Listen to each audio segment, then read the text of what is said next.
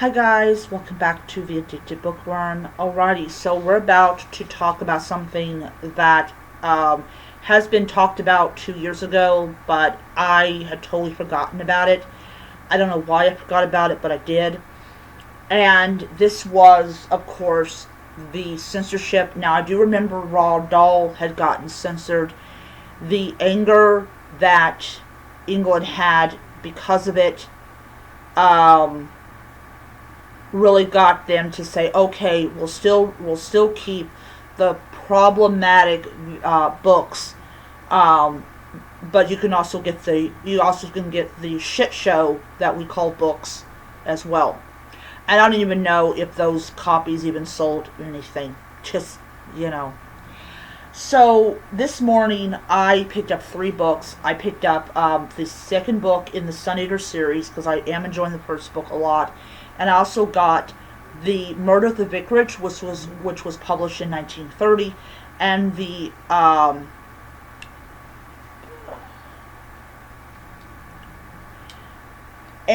the Mysterious Affairs of Styles, also by Agatha Christie. So both this book and this book right here are both written by Agatha Christie. The Mysterious Affairs of Styles um, is actually what is it? The Mysterious Affairs of Styles is the first Hercule Poirot. I know I'm butchering the guy's name. That she published. She published this in the 1920s, and I believe this year was when it went into public domain. Anyways, Murder of the Vicarage is, I believe, it came into public domain, but I'm not exactly sure. Anyways, so the reason I'm doing this video is that I watched this video where this woman had gone on eBay and she had ordered these Agatha Christie books, and she, got them. They were mass market paperback books, and these are the books that are not edited. So you can read the book as Agatha Christie wrote it, which I told my brother sometime this year I am going to order the first 10 Agatha Christie books, and I'm going to read them again as they were published. So we're talking about books that came out in the 1920s, during the Roaring Twenties. So I'm going to do that. So, I have always been a fan of the Belgium detective. I saw one of his earlier episodes. I think it was Masterpiece Theater when I was in my 20s. And my mother absolutely loved him. Thought he was so cute, the little mustache and everything. But Agatha Christie was such a phenomenal author. She was known as the Queen of Crime. She's still known as the Queen of Crime today. And I told my brother that I am not going to be getting these these books and these really nice covers if I suspect that they have been edited in any kind of way. And people go on and on about how, ebooks, they can go in there and they can, edit your books and do the different cover art. I'm like, cover art, I don't really care. I don't. It is the content inside between that cover art that I care about, or what's on the other side of that cover art I care about. So that's just something that I firmly am against. I am against censorship in all ways, shapes, or forms. And sensitivity readers have been identified by FIRE, which is an organization that fights censorship, as one of the most common and popular forms of censorship. And so, yes, your physical books are not exempt from these barbarians of literature. These are people that don't understand anything about nuance, understand anything about sentence structure. All they're looking for, all they're hired to do is find things that they see are problematic. And then they butcher the shit out of the book, and it's nothing like the original at all. And it fucking pisses me off that I have to go on Kobo and I have to make sure that I don't get a Harper's Collin trash heap that has Agatha Christie's name on it, and it sucks. I have to look through them to make sure I don't get a Harper's Collin nut job. But yeah, I get pissed off about that because as a writer, I would not want my work to be changed. I would not. You don't like my work? Don't read it. And here's the thing that really kind of pisses me off, not just as an author, but as a reader, especially. I love mid-century literature, because mid-century literature doesn't have the bullshit that modern literature has. Talking about, oh, gotta produce those books every single year. It is, when she finishes it, or when he finishes it, and all that stuff, we will get it. This is back in a time when you had actual capable editors that were editing this work. It is not like today where editors don't care. And that's why I am drawn to authors like Agatha Christie. I watched the programs when I was younger, and I know how much those books meant to me. My mother had no problem with me watching a Miss Marple mystery. She had no problem with it. No problem at all. But she would have a problem with this censorship. That's just how she was. So I am going to be, I'm currently I'm rereading Murder at the Vicarage. The Dead Body has not popped up yet. I've got 3 hours to go. I'm at 14%. I actually went and I have a new one. It says Agatha Christie Books on the top. So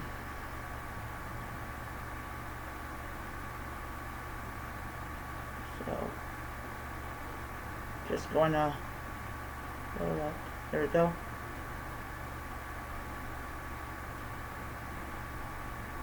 Yeah.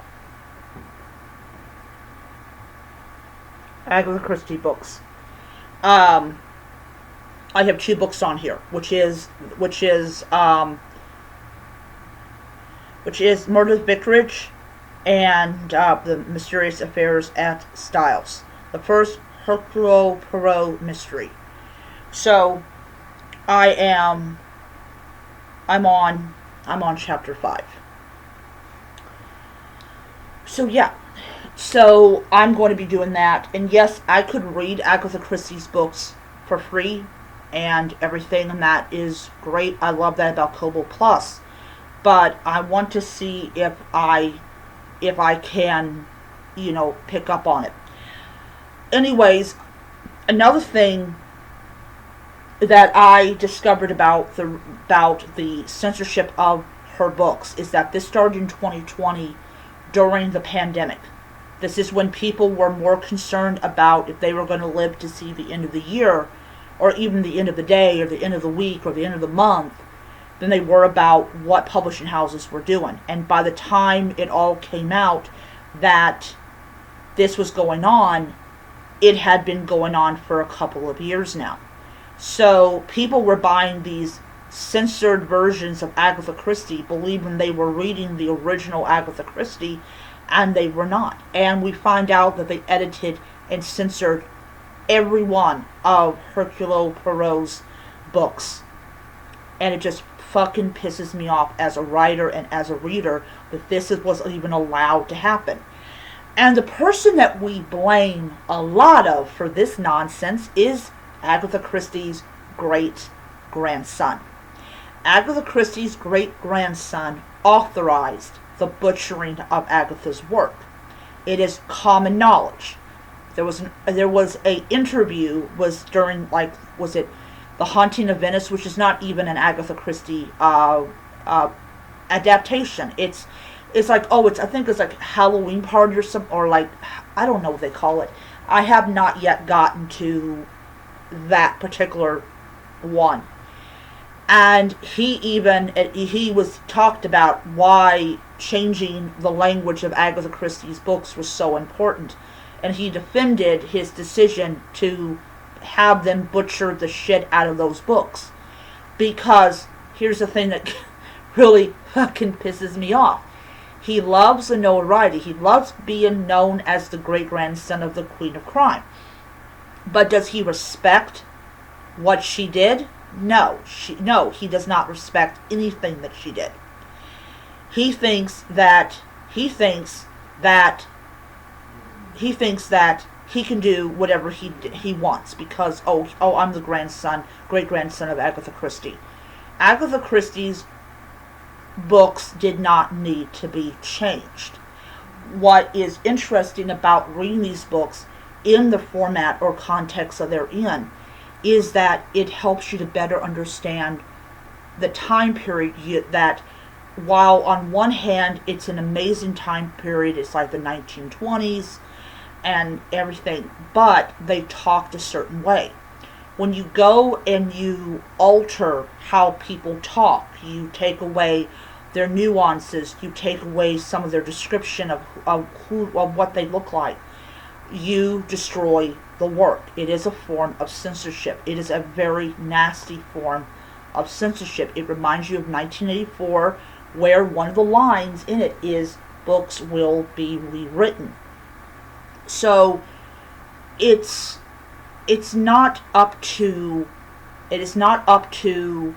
the great-grandson of Agatha Christie to do this. This is, he had no right to do that. The purpose of an estate, and I'm pretty sure most people are going to agree with me, the purpose of the estate of a literary author that's died is to ensure that copyright cannot be violated.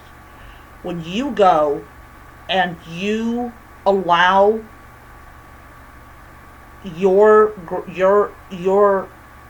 the estate that's named after, like Agatha Christie's estate or Christie's estate or whatever, when you go and allow sensitivity readers that don't understand flow, does not understand anything about the time period in which these characters are in, and you allow them to add modern words, modern sensibilities, things like that to the work, it is not a byproduct of that particular time. It is a modernized form of that book. And hearing that they did it to every single one of Hercule Poirot's books is absolutely a crime against humanity. They are not well paid. I don't know why in the world you would want to take a job where you're not paid well. I guess you just love torture. So it really confuses me as an author. Why in the world would you want to take a job where, first of all, you are not paid well or even at all? I'm pretty sure they paid you maybe $5 to do $5 or something. Because he does not like the books that his great-grandmother wrote. Well, if you don't like the books your great-grandmother wrote, why don't you hand the estate over to someone else? And then you have this movie that came out 2 years ago. He had his fingerprints all over it. It did not even look like... I never watched the movie, and I honestly don't want to ever see the movie. But it just feels like to me that he likes the money and the notoriety. He doesn't like the idea of preserving what has already been written. And that is something that I find disgusting. If you do not want to be the protector of your great-grandmother's legacy, you need to quit doing that, and you need to find somebody that will do it. That's just my own personal opinion. And we didn't, like I said, we didn't need those changes. We did not need them. The books were fine just the way they are. But the thing about it is that when people found out about it, they're like, we want to get the original books. And of course, he's turned around and he's like, what was it? I think it was like HarperCollins was like, I think they said along the lines of I forgot what they said, but I'm just going to kind of say that what I think they were trying to do was, oh, we're trying to make these books continue to be accessible to future generations to enjoy them. Meanwhile, the people that are here on planet Earth right now, they went on eBay to get the originals. So, just because you think that these books are a great idea does not mean that doesn't mean that present generations appreciate it. They don't appreciate it. If they appreciated it, they've been running to the bookstore to pick them up.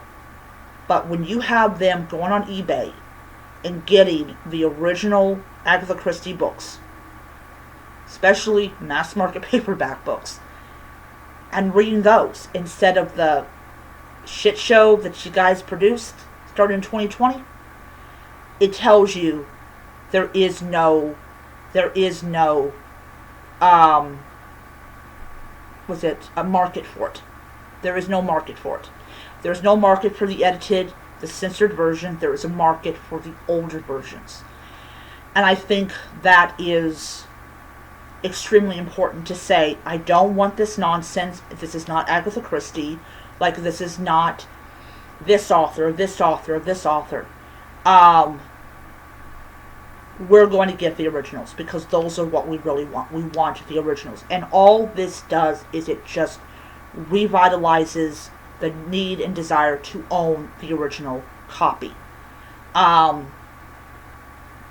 not this nonsense that he's trying to pitch as his great-grandmother's legacy, which it is not. It is not.